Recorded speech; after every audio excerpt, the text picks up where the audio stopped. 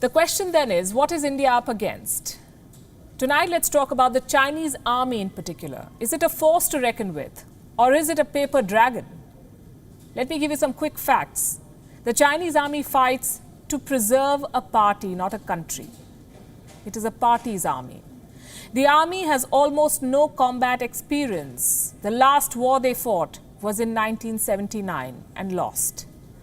The army has only been used to suppress dissent. It has only been tested against protesters at home, most of whom don't have weapons. The army has been used for choreographed videos like the one you just saw. This is the People's Liberation Army of China, an armed wing of the Chinese Communist Party. It is said to win contests without fighting a war. It is said to psychologically subdue the enemy without using force. Tonight, we are bringing you a SWOT analysis of the Chinese army: strengths, weaknesses, opportunities, and threats. Let's start with the strengths. Number one, the operational structure. The P.L.A. has undergone several changes. It has been reorganized a lot of times. Most recently, the 7 military regions in China were reorganized into 5 theatre commands: North, South, East, West, and Middle Combat Command Zones. This helps the P.L.A. achieve specific mission objectives without delay and lapses.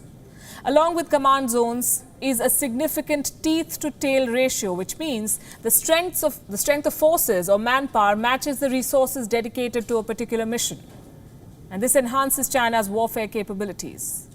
Strength number 2, technological prowess. You can't deny them that.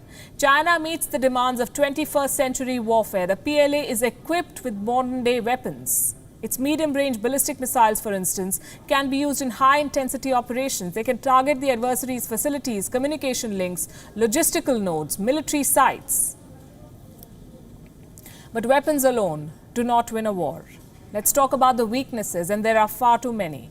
Number 1, the party-military relationship. The P.L.A., as I said, is an armed wing of the CCP. It serves a political purpose. Its troops are fighting to preserve a system that benefits Communist Party members and not the Chinese people. For the CCP leadership, this is a strength, but for the army, this is an inherent weakness. It affects the morale of the troops.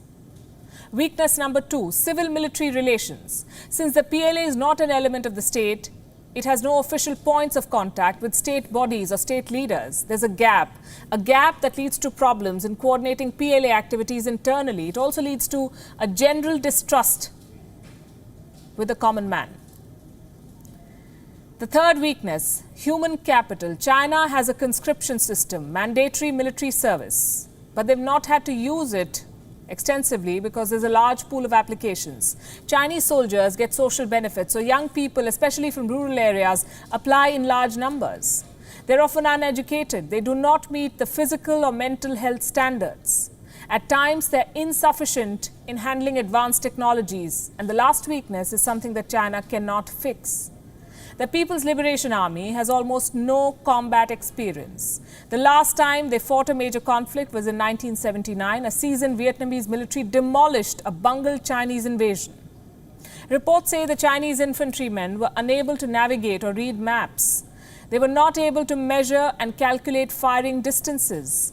There is data to back this claim. They were routed. Here's another story that you must know. This is from 2016. Chinese troops were part of a peacekeeping mission in Sudan. They're said to have abandoned their posts rather than engage in fighting. They reportedly left behind even their weapons and ammo. Guess who came to their rescue? Indian troops. The Indian soldiers secured the perimeter and ensured the armed militants were weeded out. Wonder if the Global Times will post these stories of how quickly the Chinese troops can relocate. Let's talk about opportunities now. There seems to be only one at the moment. The P.L.A.'s role in global affairs, its evolving participation in UN peacekeeping missions, for example. China has been developing forces for overseas operations. If the P.L.A. wants, it can contribute in maintaining peace and stability miles away. It can safeguard the freedom of maritime commerce. But why would it? China loves encroaching on fisheries and claiming disputed territories. And finally, the threats. It's spreading itself far too thin. The Chinese army remains riddled by corruption despite Xi Jinping's many purges. The Chinese army is involved in commercial activities and there is no proper oversight. A corrupt army is its own biggest enemy.